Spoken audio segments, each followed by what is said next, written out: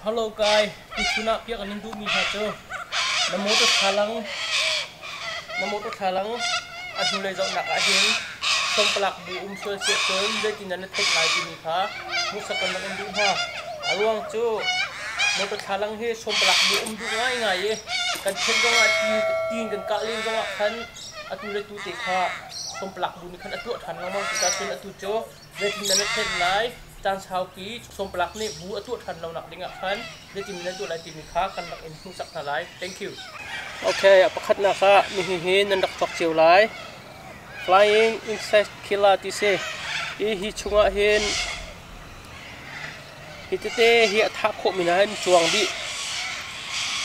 i je ruang da hi ka man ti sia chun hi ka zon a chunga khin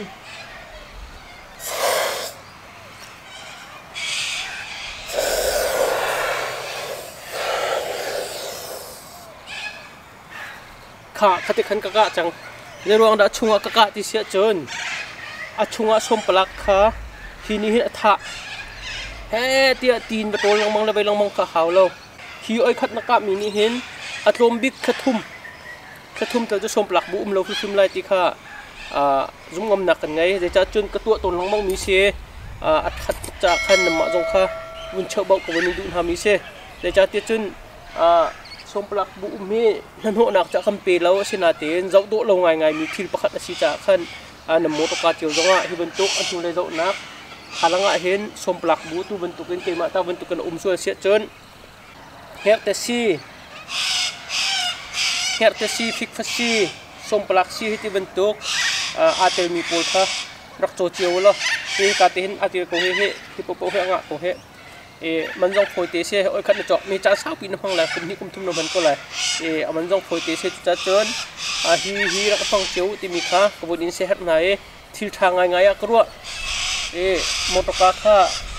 ajai dang thur na kan thalang e som plak bu me hom ni kan du lo chiu mi si cha khan asi kho chungin na motor thalang e ban tok an hule zau na ke ma ban tok kan thalang e som plak ni bu tu so la chi sia khan chon aran na ken hite hirak phang beo ma ban tok hirak phang beo rak ka beo chan sao pi kha